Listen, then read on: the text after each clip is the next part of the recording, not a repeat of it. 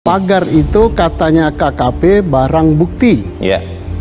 Karena disegel. Betul. Pertanyaannya apa sudah disita apa belum? Disegel belum langsung disita? Belum tentu disita, karena sita itu kalau barang bergerak itu disita dulu baru minta persetujuan ketua pengadilan. Oke. Kalau tidak bergerak, kalau barang itu tidak bergerak, maka persetujuan izin dulu kepada pengadilan baru disita. Baru dia menjadi barang bukti, alat bukti. Oke. Nah, kalau ini kan belum jelas, baru ditempeli. Kalau nempeli kayak gitu aja kan ibu-ibu, emak-emak aja bisa kan pakai sablon kan. Jadi, dan kalau menjadi barang bukti tidak perlu seluruh, cukup 1 meter aja. Kenapa? Yang paling diutamakan seperti Angkatan Laut katakan, saya salut pada Angkatan Laut, demi rakyat. Itu jangan sampai gara-gara ingin menyidik belum tentu kapan berkekuatan hukum tetap. 3.000 atau 4.000 nelayan ekonominya anjlok. Ini topnya masalah ekonomi kan? Yeah, pikir betul. gitu. Menteri itu dibuat kementerian itu untuk sejahterakan rakyat, bukan nyengsarakan. Pemagaran laut ilegal di perairan Kabupaten Tangerang, Banten adalah tindakan melawan negara. Pembangunan pagar laut dari bilah-bilah bambu sepanjang 30 km itu tidak memiliki izin. Padahal laut merupakan bagian dari kekayaan negara. Memagari laut adalah tindakan fatal dan melawan negara. Maka dari itu, pemerintah harus tegas dengan menindak oknum penyegel pagar laut tersebut. Hal itu harus dilakukan demi kedaulatan negara. Kemudian satu lagi yang lucu. Iya, Pak. Saya ini mantan penyidik ya, 36 tahun jadi polisi. Dikatakan pagar itu untuk mencari pelakunya. Nah, sekarang udah sekian lama, siapa pelakunya? Belum ada, Pak. Ya Belum ada tanya pelaku. aja kepada nelayan, Pak Kulit, Pak siapa itu? Dia udah tahu pelakunya. Oh. Dia katakan yang borongnya itu ini namanya, yang bayarnya ini, yang ini kaitannya ke ini, yang ini kantornya di Jakarta Barat terkait dengan perusahaan apa tadi? Kongguan apa itu namanya? Ya. Nah, Oh. jadi artinya sebagai penyidik tidak sulit lah ini. Sebenarnya tidak susah. Alah, kasihkan tuh. Pagar laut ilegal yang disegel Kementerian Kelautan dan Perikanan itu melintasi pesisir 16 desa di 6 kecamatan di Kabupaten Tangerang. Penyegelan pagar laut tersebut dilakukan oleh tim dari KKP. Pemagaran laut tersebut ilegal jika merujuk izin dasar kesesuaian kegiatan pemanfaatan ruang laut. Pagar tersebut berada di zona perikanan tangkap dan zona pengelolaan energi yang diatur Peraturan Daerah Rencana Tata Ruang Provinsi Banten. Selain itu, pemagaran laut juga tidak sesuai dengan praktik internasional di United Nations Convention. Keberadaan pagar itu berpotensi menimbulkan kerugian bagi nelayan dan merusak ekosistem pesisir. Lebih gampang lagi menyidik ini pidananya banyak sekali. Kalau KKP hanya terkait dengan izin. Baik. Kemudian sanksinya apa? Yeah. Paling dicabut masalah izin administratif dan denda. Oke. Tapi di balik pagar itu bersembunyi tindak pidana serombongan. Serombongan tindak pidana apa? Kan Pak Nusron udah katakan benar adanya sertifikat, benar adanya pengapelingan laut. Katanya Menteri KKP tidak boleh ada hak di situ. Nah, berarti untuk terbitnya hak ini ada dokumen kan? Oke. Minimal dokumen untuk mengajukan permohonan hak. Baik. Minimal kepala desa tanda tangan. Iya. Minimal ATR kabupaten tanda tangan. Oke. Sampai kemana? Nah, ini jelas minimal tindak pidana pemalsuan. Maksimalnya untuk terbitnya ini kalau ngajukan amplop, di bawah amplop itu ada persyaratan lain. Maaf itu ya. Oke. Amplop surat yang saya maksud, Ya, bukan. ya, ya, ya. Jangan ke macam-macam. Ya, ya. Ini menjadi tindak pidana korupsi. Tambahan lagi. Ya. Kemudian karena ini merusak Oke. habitat, ini Baik. tindak pidana lingkungan hidup.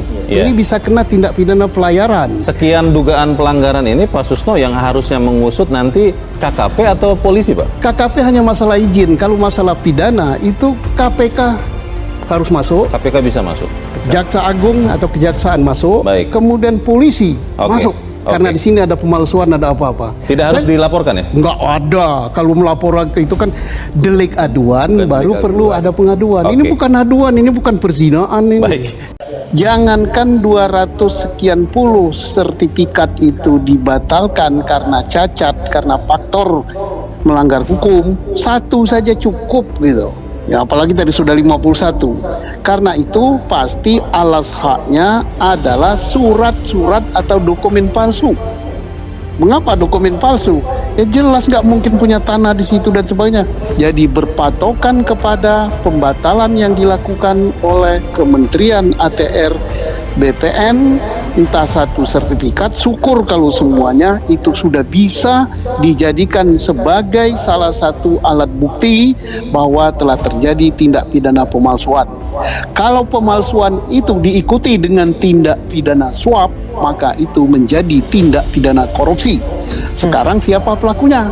Ya pelakunya jelas itu mulai dari si lurah itu tadi, lurah ngotot itu tadi, lurah mana itu Kohot. Nah, lurah Kohot dia udah ngaku pasti dia ngeluarin dokumen. Kepala Desa Kohot Paku Haji Kabupaten Tangerang Arsin mengklaim bahwa lahan pagar laut yang berada di wilayahnya dulunya adalah daratan yang dijadikan sebagai empang. Hal itu disampaikan Empang kepada Menteri Agraria dan Tata Ruang sekaligus Kepala Badan Pertanahan Nasional Nusron Wahid yang tengah mengunjungi area lahan pagar laut yang sudah memiliki sertifikat hak guna bangunan dan sertifikat hak milik. Nusron mengaku tidak mau memperdebatkan klaim yang disampaikan Arsin mengenai sejarah lahan tersebut. Ia menjelaskan jika suatu lahan telah hilang secara fisik, itu membuat status tanah tersebut berubah menjadi tanah musnah. Di sono saya berdebat sama Pak Lurah. Pak Lurah ngotot bahwa itu dulunya empang. Siap. Ya, Pak Lurah, katanya ada abrasi, kemudian dikasih batu-batu ini dari tahun 2004 katanya. Siap. Karena kalau nggak nyampe sini gitu kata dia. Saya nggak mau debat sama Pak Lurah, ini kampung dia. Kalau kami debat nggak bisa pulang saya nanti. Tapi begini, mau Pak Lurah itu bilang empang, mau Pak Lurah bilang apa, yang jelas secara faktual, material tadi kita lihat sama-sama, fisiknya udah nggak ada tanahnya, betul kan? Betul, betul. Nah, udah nggak ada tanahnya. Karena udah nggak ada tanahnya, saya nggak mau debat soal masalah garis pantai apa nggak mau itu dulu.